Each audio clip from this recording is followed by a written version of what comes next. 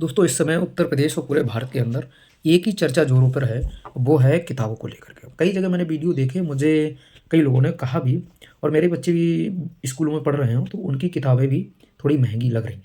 लग नहीं रही हैं। पहले जो किताबें आती थी, वो सस्ती आती थीं और जीएसटी का रेट उस पे कम था। या जो भी टैक्स हो फिलहाल, हमने जब पढ़ाई करी थी, तो उस समय किताबें ज़्यादा महँगी नहीं हुआ करती थीं। उसके कॉपी भी सस्ती हुआ करती थी। आज के समय में सरकार ने 18% जीएसटी जो है वो पेपर पे लगाई हुई है, जिससे पुस्तकें बनती हैं, और 28% जीएसटी उस पेपर पे है जो कि कॉमर्शियल यूज़ में होता है। जैसे A4 साइज़ का है, फोटो स्टेट वाला पेपर है, अखबार वाला पेपर है। सोचने वाली बात है, सरकार कहती है कि हम किताबों पे जीएसटी नहीं लेते। अगर आप किताबों पे जीएसटी नहीं ले रहे हैं, कोई बात नहीं है, लेकिन आप जीएसटी ले रहे हैं पेपर पे। पेपर से किताब बनती है, तो रॉ मटेरियल पे आप टैक्स ले रहे हैं। अगर फिनिश गुड्स पे नहीं ले रहे हैं, तो कोई दिक्कत नहीं। लेकिन किताबों के रेट इतने महँगे इसलिए और हैं, क्योंकि किताबें जब बन के निकलती हैं, तो दुकान वाला अपना प्रॉफ़िट जोड़ लेता है। उसके बाद में जिस विद्यालय में वो किताबें ऐड होती हैं, उस विद्यालय का भी प्रॉफ़िट होता है। ये 100% मैं दावे के साथ स्टाम्प पे लिख के दे सकता हूँ। मैं जिस दुकान से किताबें लेके आता हूँ, वो साफ कहता है कि आपका विद्यालय जो है वो हमसे इसमें से 50% लेके 40% लेके 30 से परसेंट से लेके 50% तक का शेयर लेता है। 5,000 की किताबें तो ₹2500 उस किताबों में उस विद्यालय को जाएगा। तो सबसे बड़ी ये कालाबाज़ारी विद्यालयों की है कि किताबें जहाँ से कहते हैं वहीं से खरीदवाते हैं और उसमें से अपना लेते हैं। दूसरी बात, केवल स्कूलों की किताबें महँगी नहीं हुई है, मैं आपको वही दिखाना चाह रहा था। ये मेरे पास कई किताबें हैं जो इनको मैं पढ़ता हूँ। छोटे-छोटे अधिनियम हैं, बाकी बड़ी-बड़ी किताबें तो बहुत हैं। वो तो 3,000, 4,000, 5,000 तक की हैं किताबें, बड़ी किताबें जो मोटी किताबें हमारी होती हैं। उन किताबों की मैं बात नहीं कर रहा हूँ। बात कर रहा हूँ ये छोटे-छोटे अधिनियम। ये दहेज प्रतिषेध अधिनियम है 1961। इस बुक में केवल 24 से 25 पेज होंगे। इसका मैं आपको एमआरपी दिखा रहा हूँ, ₹90। आप सोच सकते हैं, ₹90 हैं, और इसमें पेज हैं शायद मेरे हिसाब से देखा जाए, 23 पेज है। 23 पेज की बुक ₹90 की है। इसी हिसाब से ये उत्तर प्रदेश सार्वजनिक परीक्षा अनुचित साधनों का निवारण अधिनियम 2024 है। इसमें भी हम देखेंगे, इसमें भी इस ₹100 इसकी एमआरपी है। और इसके अगर पेज की बात करूँ मैं, तो इसमें पेज हैं शायद मेरे हिसाब से ये रहे 24 पेज। इसमें 24 पेज हैं, यानी एक पेज बड़ा है, तो इसकी कीमत पूरी ₹100 होगी। आप सोच सकते हैं। इसी हिसाब से मैं आपको दिखाऊँ, एक है आवश्यक वस्तु अधिनियम, इसी एक्ट इसको बोलते हैं। इसकी ₹110 की वैल्यू है, और ये बुक जो है 29, इसमें हाँ 29-30 पेज है। तो आप सोच सकते हैं, ये 29, 30 पेजों की जो बुकें हैं, वो ₹100, ₹90, ₹110 इस तरीके से हैं। तो ये कितनी महंगी पड़ रही हैं।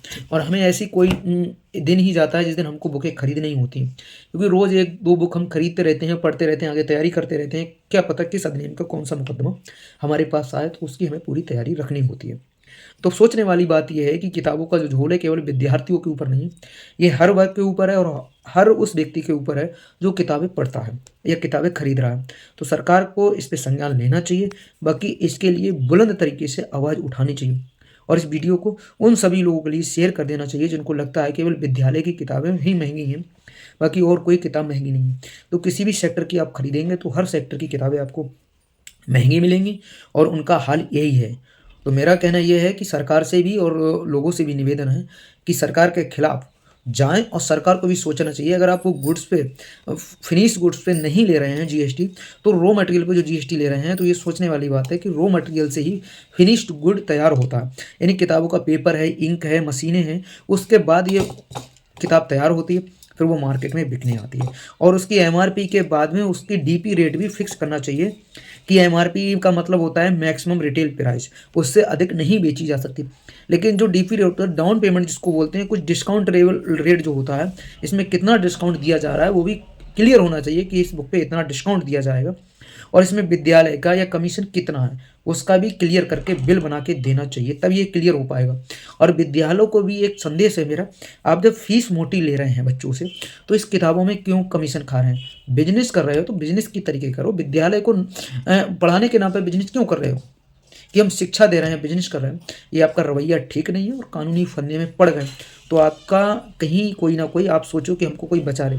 विद्यालय में वकीलों के भी बच्चे पढ़ते हैं, और बाकी जितने भी प्रोफेसर हैं उनके भी बच्चे पढ़ते हैं, आईएएस पीसीएस सबके बच्चे पढ़ते हैं। जो ज़्यादा इनकम जिनकी होती है, उनको नहीं लगता है कि भाई हमारे जो अदर इनकम कमा लेते हैं, बाहर से सैलरी के अलावा कमा लेते हैं, उनको तो कोई दिक्कत नहीं होती, लेकिन जो एक छोटी सैलरी पर डिपेंड होता है, दूसरी चीज़ जो कृषक है या फिर जो एक छोटा-मोटा बिज़नेस करता है या जो मज़दूर है, वो अपने बच्चों को कैसे पढ़ा पाएगा?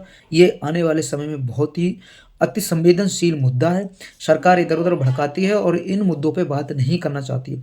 कितने सरकारी विद्यालय बंद हो गए, सरकारी किताबें कबाड़ों के रेट में कबाड़ियों की चली जाती हैं और इस तरीके से जो देश के अंदर चल रहा है, ये सबसे ज़्यादा घातक है लूटने का तरीका। तो किताबें विद्यालयों के लिए निश्चित नहीं करना चाहिए कि हम चाहें उस दुकान से खरीदो। किताब किसी भी दुकान से खरीद लेनी चाहिए और उसका रेट जो है वो दुकान वाला ना डिसाइड करके उसका जो अभिभावक है बच्चे का उसको डिसाइड करना चाहिए कि उस दुकान पे अगर यही किताब इतने की मिल रही तो आप इतने की क्यों दे रहे हैं। इस पे पूर्ण रूप से चर्चा होनी चाहिए, डिबेट होनी चाहिए और उन जो विद्यालय हैं उन विद्यालयों के प्रोफेसरों के साथ में भी बैठ के इस पे विचार करना चाहिए और पुस्तक एसोसिएशन जो है जो किताबों के विक्रेता हैं उनको भी बिठा के इस पे चर्चा करनी चाहिए। आप अपना परसेंटेज नियत कर लें, तय कर लें कि हमको किताबों पे इतना परसेंट प्रॉफ़िट चाहिए। उसके अलावा अगर आप लेते हैं तो आपके ऊपर कानूनी कार्रवाई होना चाहिए। वीडियो कैसा लगा ये कमेंट बॉक्स में हमें ज़रूर बताएँ और बाकी और लोगों तक ये वीडियो शेयर करें कि सरकार किस तरीके से जनता को लूट रही है, विद्यालय किस तरीके से जनता को लूट रहे हैं। ये जो सरकार कहती है कि हम पुस्तकों पे जीएसटी नहीं ले रहे हैं, तो आप रॉ मटेरियल पे जीएसटी ले रहे हैं, उसको ज़ीरो करिए ना, रॉ मटेरियल की जीएसटी जो है वो ज़ीरो करिएगा, तब पुस्तकों पे जीएसटी ना लेने का आपका तात्पर्य ठीक बैठेगा। बाकी वीडियो कैसा लगा ये मुझे कमेंट बॉक्स में ज़रूर बताना। मिलते हैं किसी नई वीडियो को और किसी नई जानकारी को लेकर के, तब तक के लिए जय भारत, जय संविधान। Thank you.